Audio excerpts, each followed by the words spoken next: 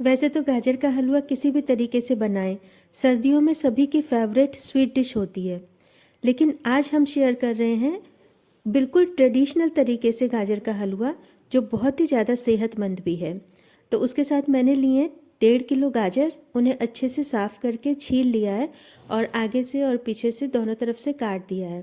बिल्कुल लाल रंग की गाजर हैं, देसी गाजर हैं, और जिनमें देख सकते हैं जो बीच वाला पार्ट है वो रेड कलर का ही है। एक आध गाजर है जिसमें कि ग्रीन कलर का या येलो कलर का पार्ट है, तो उसको हम निकाल देंगे, वो नुकसान करता है। ये वाला जो पार्ट होता है ये गाजर के टेस्ट को ख़राब भी कर देता है और ये बहुत गर्म भी होता है, सेहत के लिए भी अच्छा नहीं रहता। तो अब इनको मोटे वाले ग्रेटर की तरफ से ग्रेट कर लिया है। बहुत जल्दी से ग्रेट हो जाती हैं, ज़्यादा मेहनत का काम बस इन्हें ग्रेट करना ही है। तो 5 से 7 मिनट लगते हैं और सारी गाजर ग्रेट हो गई हैं। इस वाले हलवे में ये भी अच्छा बात है कि हम इसे खाना बनाते बनाते भी एक तरफ बना सकते हैं, और इसका फिर जैसे ही खाना तैयार होता है वैसे ही फिर हम इसको भी इंजॉय कर सकते हैं। तो मैंने सारी गाजर को ग्रेट कर लिया है और उसका जो बीच वाला पार्ट है इसे हटा दिया है। ये वाकई बहुत नुकसान करता है, ये जो येलो पार्ट होता है गाजर का। हम कभी कभी मोटी गाजर यूज़ कर लेते हैं कि हम हलवा ही तो बना रहे हैं, लेकिन हमें उसमें भी बहुत मोटी गाजर जिसके अंदर येलो पार्ट ज़्यादा हो वो नहीं यूज़ करना चाहिए। तो अब यहाँ पर मैंने 1.5 किलो गाजर ली थी, तो 1.5 किलो ही दूध को पहले से ही उबालने के लिए रख दिया था। तो काफ़ी गाढ़ा हो चुका है दूध। 1.5 किलो गाजर में 1.5 किलो दूध ही बिल्कुल सही मेजरमेंट है। और अब एक पैन चढ़ा लिया अलग से और उसमें मैं 1.5 से 2 चम्मच घी डाल दे रही हूँ। तो ये इसलिए कि मैंने दूध के साथ ही गाजर को नहीं उबाला है। अगर दूध के साथ ही गाजर को डाल देती तो इन्हें इस तरीके से दोबारा से फ्राई करने की कोई ज़रूरत नहीं थी गाजर को।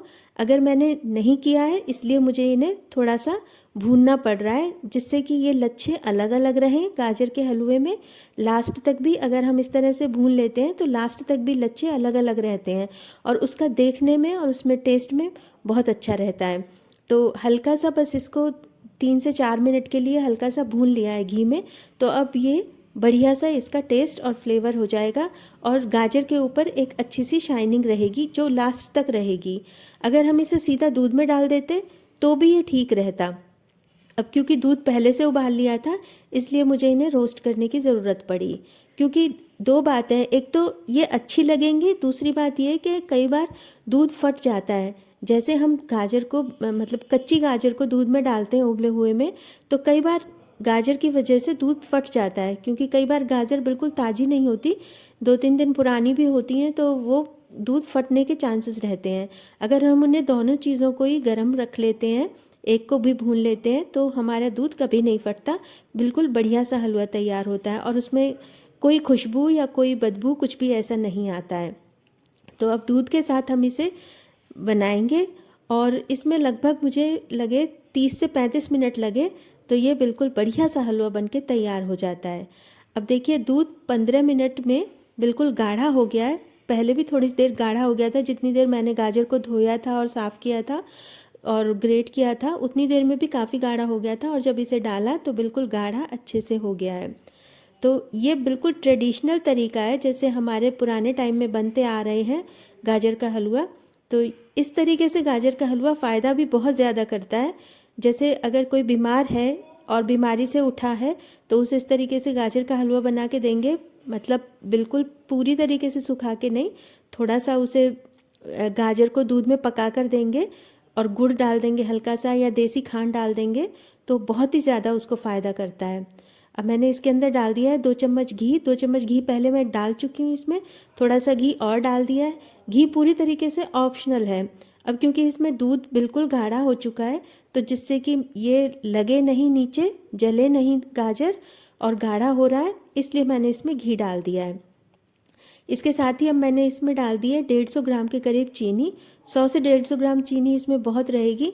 देखिए गाजर 1.5 किलो थी, 1.5 किलो हमने दूध लिया, तो उसका मेजरमेंट है 1 किलो दूध में लगभग 200 से 250 ग्राम तक खोआ निकलता है, अगर फुल फैट दूध रहता है तो इतना ही इसके अंदर खोए की मात्रा बिल्कुल बढ़िया रहती है।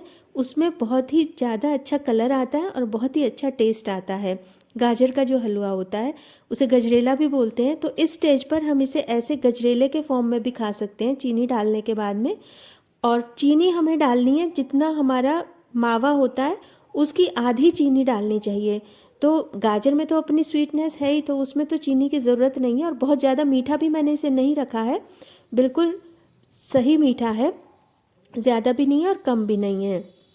तो इस तरीके से ये मैंने बनाया है। और अब देखिए बिल्कुल गाढ़ा हो गया है, गाजर अच्छे से पक गई हैं और बिल्कुल दूध, गाजर और चीनी एक रस हो गई हैं। अलग अलग कोई भी चीज़ नहीं है, ना तो चीनी इस तरीके से अलग अलग होती है, ना ही दूध बिल्कुल अलग अलग है। बढ़िया सा मावा, उसके अंदर ही गाजर पकी हैं, तो इसका टेस्ट बहुत ही ज़्यादा औसम रहता है, बहुत ही ज़्यादा लाजवाब रहता है। और अब अपने मनचाहे क्वांटिटी की और मनचाही अपनी इसमें मेवा डाल सकते हैं। मैंने इसमें काजू, बादाम, पिस्ता और 5-10 किशमिश डाली हैं। तो उसके बाद इसे भून लेंगे।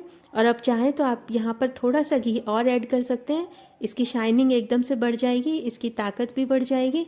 और चाहे तो आप इसे भी लगातार चलाते हुए बना सकते हैं। बहुत ही ज़्यादा फ़ायदेमंद है। इस तरीके से जब हम बनाते हैं तो बहुत ही ज़्यादा सेहत को फ़ायदा करता है। जैसे बच्चों को या बड़े बुज़ुर्गों को या किसी को भी अगर हम खिलाते हैं, लगातार हम एक दिन छोड़ के एक दिन अगर इस तरीके से खिलाते हैं तो बहुत ज़्यादा फ़ायदा करते हैं। और सबसे बड़ी बात है कि ये इसी सीज़न में आता है, तो ज़रूर इसका फ़ायदा उठाना चाहिए। और अगर आपको मेरी रेसिपी अच्छी लगी हो तो प्लीज़ इसे लाइक करें, मेरे चैनल को सब्सक्राइब करें और शेयर करें। Thank you.